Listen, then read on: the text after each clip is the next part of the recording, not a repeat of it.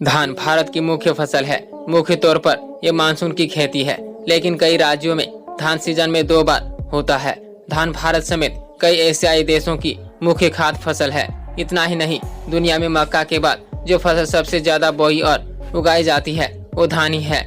करोड़ों किसान धान की खेती करते हैं। खरीफ सीजन की मुख्य फसल धान लगभग पूरे भारत में लगाई जाती है। अगर कुछ बातों का शुरू से ही ध्यान रखा जाए तो धान की फसल ज्यादा मुनाफा देगी। धान की खेती की शुरुआत नर्सरी से होती है, इसलिए बीजों का अच्छा होना जरूरी है। कई बार किसान महंगा बीज खाद तो लगाता है, लेकिन सही उपज नहीं मिल पाती है, इसलिए बुआई से पहले बीज व खेत का उपचार कर लेना चाहिए। बीज महंगा होना जरूरी नहीं है, बल्कि विश्वसनीय और आपके क्षेत्र की जलवायु और मिट्टी के मुताबिक होना चाहिए।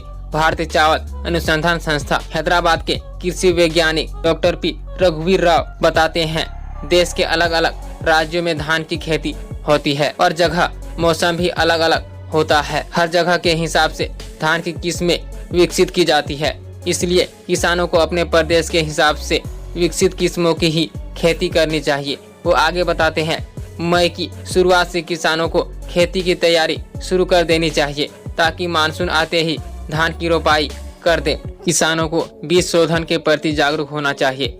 बीज शोधन करके धान को कई तरह के रोगों से बचाया जा सकता है। किसानों को 1 हेक्टेयर धान की रोपाई के लिए बीज शोधन की प्रक्रिया में महज 25 से 30 रुपये खर्च करने होते हैं। देश में प्रमुख धान उत्पादक राज्यों में पश्चिम बंगाल, उत्तर प्रदेश, आंध्र प्रदेश, तेलंगाना, पंजाब, उड़ीसा, बिहार व छत्तीसगढ़ हैं। पूरे देश में 36.95 मिलियन हेक्टेयर में धान की खेती होती है।